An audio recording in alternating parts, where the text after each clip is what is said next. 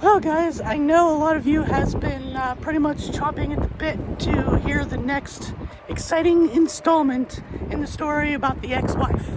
And I thought, you know what? Let's get to the next part of the story. So here we go.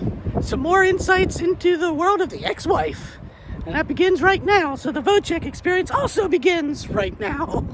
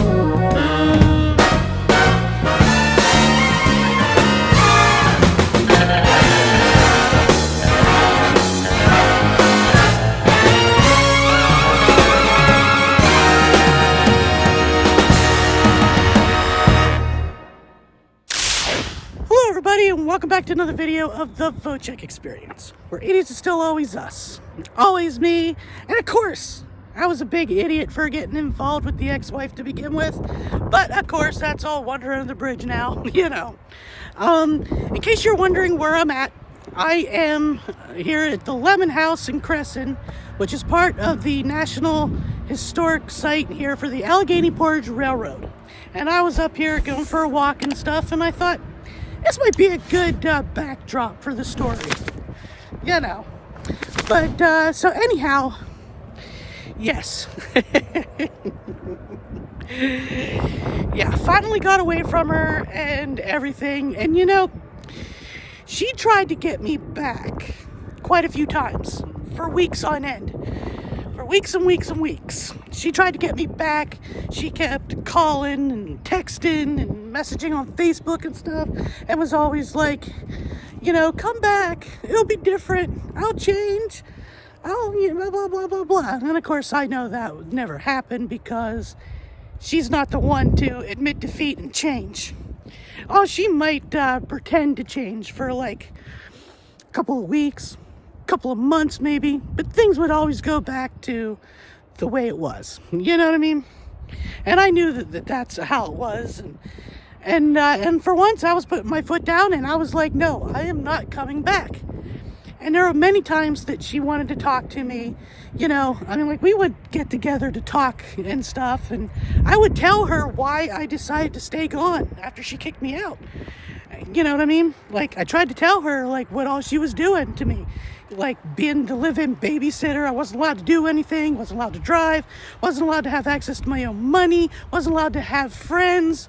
You know, all that stuff.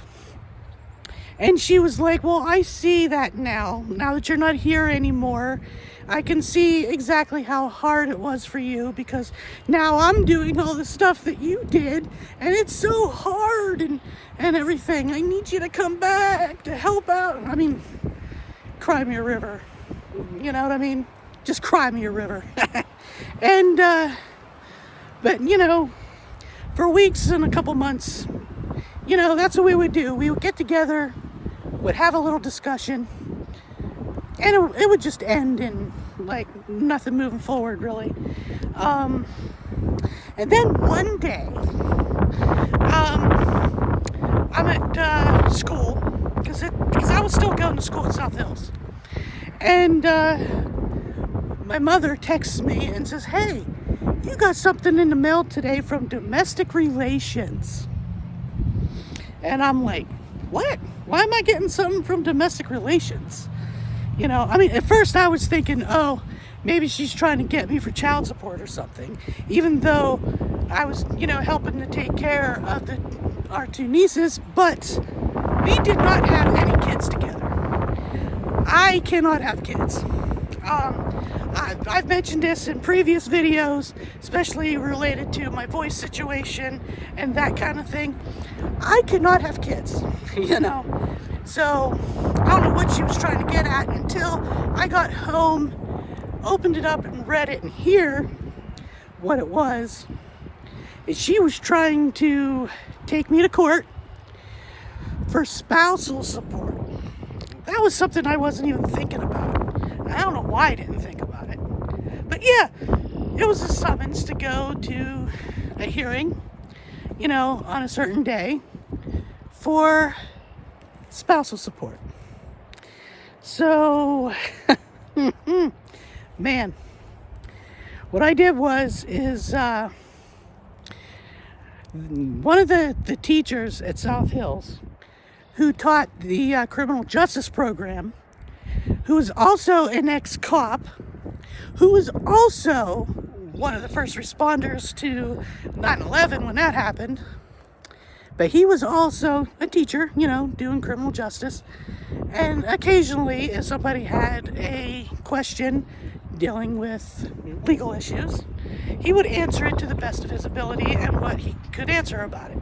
So, one day I tracked him down in school, and I had a conversation with him, told him what was all going on, and he gave me some advice, which was good advice, by the way.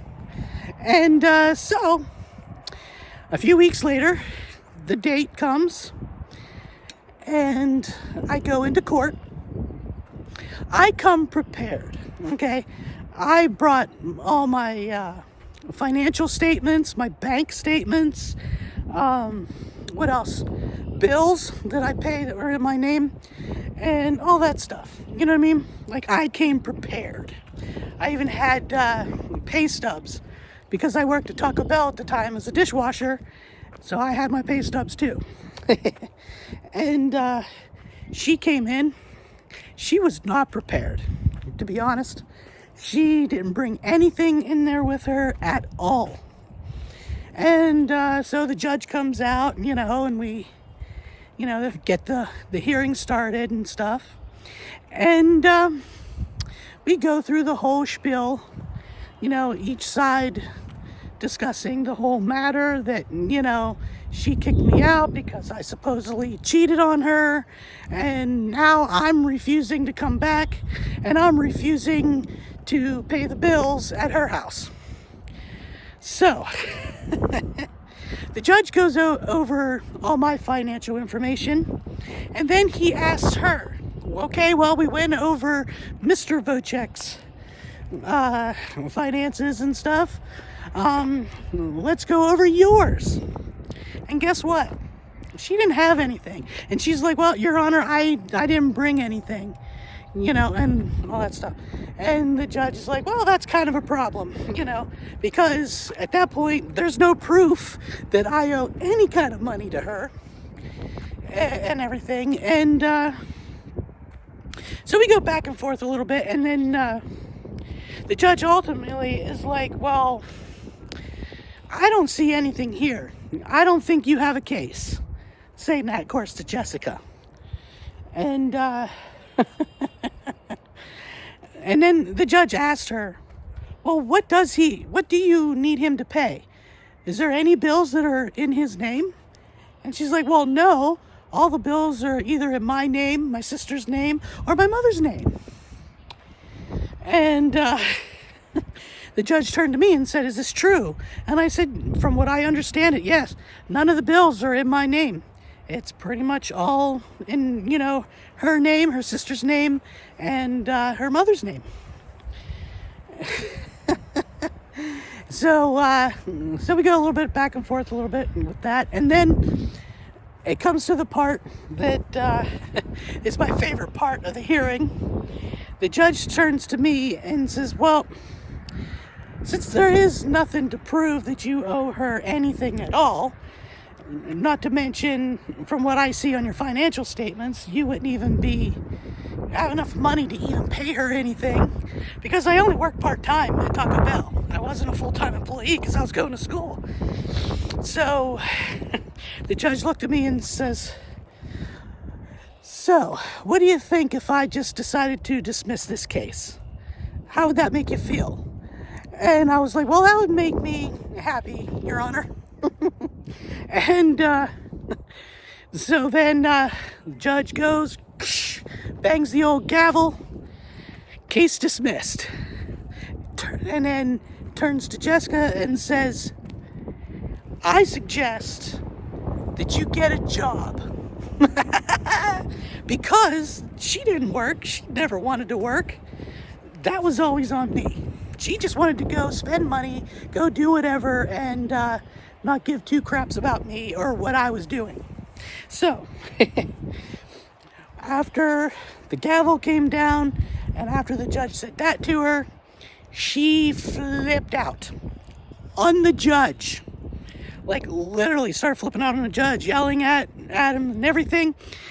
Basically, well, he needs to pay for this and he needs to pay for that.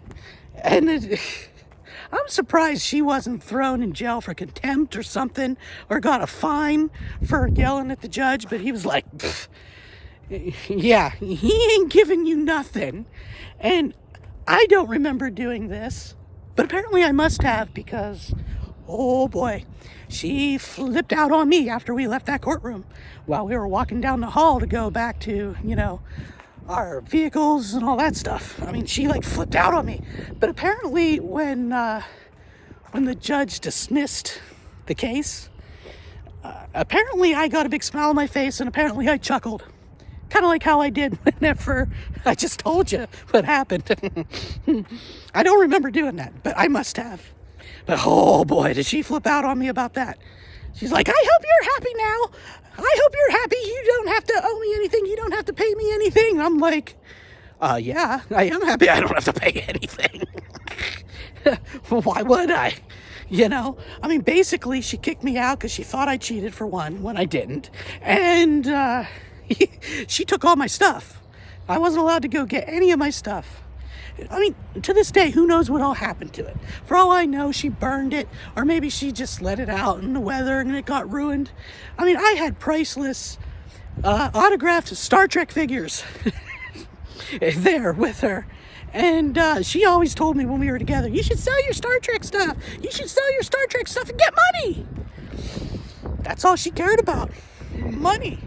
As long as she wasn't the one out there making it. So yeah, that was funny. Oh man.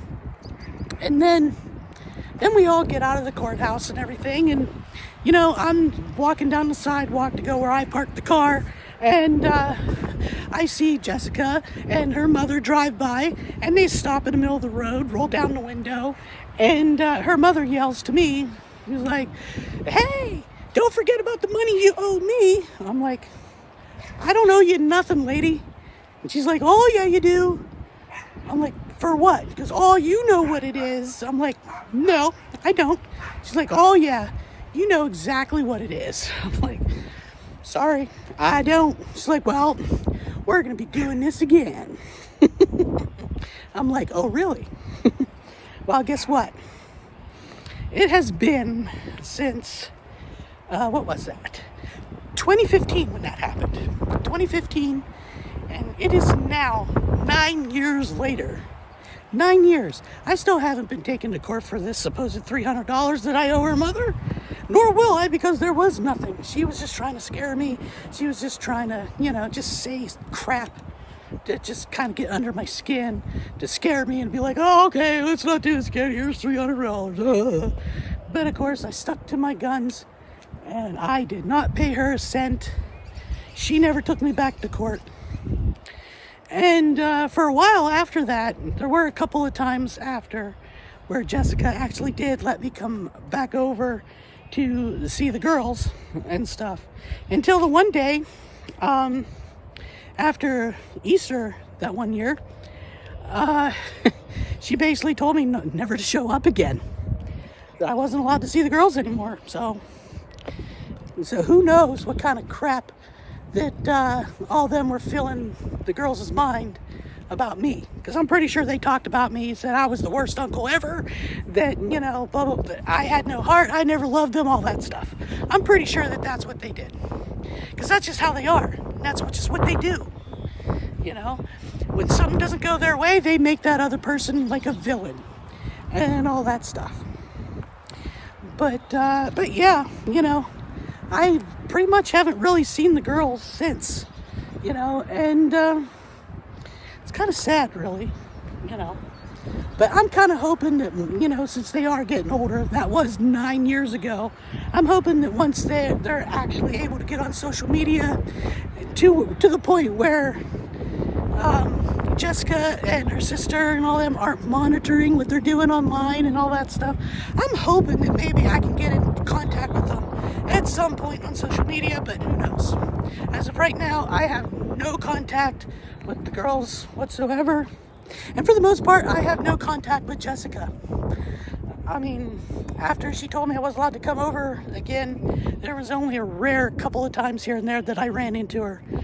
But those are stories for another day. But I wanted to tell you the story about her taking me to court to try to sue me for spousal support. And she lost. I'm not happy about it. And I was like, woohoo, one for the man in the thing. Because usually, in my opinion, take this with a grain of salt, because in my opinion, sometimes I think the court is more geared towards the woman than the man. But like I said, that's just my opinion. But in that instance, they sided with me, and I couldn't be more happier. So yeah. That's what happened with the whole domestic relations thing. I was debating if I wanted to wrap all this stuff up with the story about the ex-wife with this video.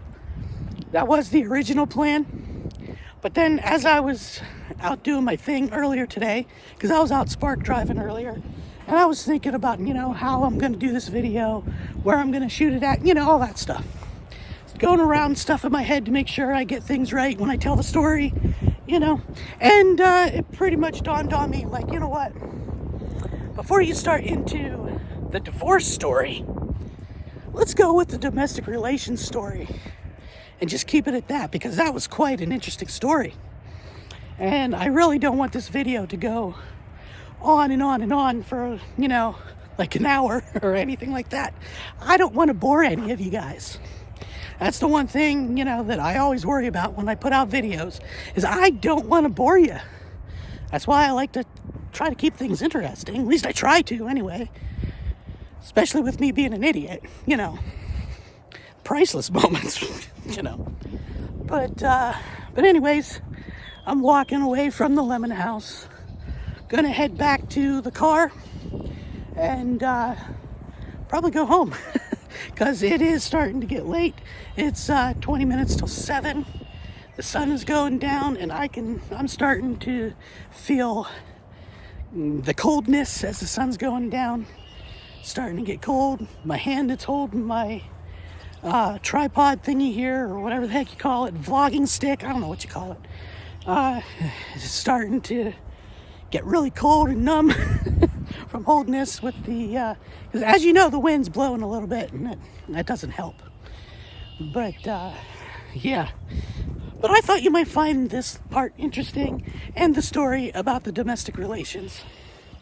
But I do promise you that the next video will be pretty much the divorce story, and pretty much the finale of this set of videos talking about my ex-wife, what happened, why she's my ex-wife, why I basically married Sarah. I mean, it's not directly related to why I married Sarah, but I couldn't have married Sarah without getting divorced, right? I'm not a bigamist. I know there are some people out there that, are probably married like 4 times to 4 different women at the same time. That's not me. I'm not one of those. But anyhow, yeah, the next video on this will be the whole grand finale of this entire story about Jessica and that whole thing. And then, I'm thinking about it, but I just may do another series of videos where I talk about how I met Sarah, where I met Sarah, the whole thing of when did we get engaged, how we got engaged, you know, all that good stuff. Because I'm assuming the majority of you guys probably don't know. Because, you know, I have been getting new subscribers here and there. And I know that all you new guys that are subscribing to me don't know the whole story. So, but I just may do that. But not until after the rest of this whole thing with the ex-wife is all said and done. Don't want to confuse anybody out there. But anyhow, I gotta walk back to the car, like I said. And where I'm walking, it is kind of muddy. It's a little rocky. I'm actually walking where the Allegheny Portage Railroad train tracks actually used to be. I'm actually walking where the rails were, and they still have stones along here where the railroad ties and the rails themselves were pretty much anchored to. So, and I don't want to trip on that because they're freaking huge rocks, and I don't feel like getting my head bashed in.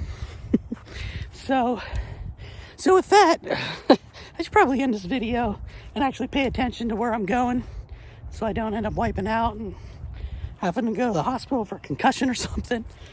So with that, I hope you enjoyed this video. And if you did, hit that subscribe button, give me a thumbs up, and hit that notification bell so you get notified of future videos when they come out.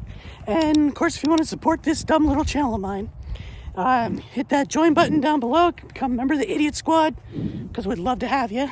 And don't forget, if you want to follow me on all the major social medias, those links are down below. And the merch store, check that out if you have not done that yet. And like I said, that link is down below as well. And I hope you guys are taking it easy now that spring is on its way. We're towards the middle of March already. In a few weeks, it's going to be April. Actually, in a few weeks, it's also going to be Easter. Yeah, I think like 2 weeks, 2.5 weeks, something like that's going to be Easter. So, gotta prepare for that. This year is already flying by, and all that stuff. So, and I got lots of stuff planned ahead. But anyhow, I hope you're all having a good day, good night, good week, whatever the case is when you're watching. And as always, I'll see y'all in the next video. So until then, bye for now. Holy crap, there's a puddle. See what I mean?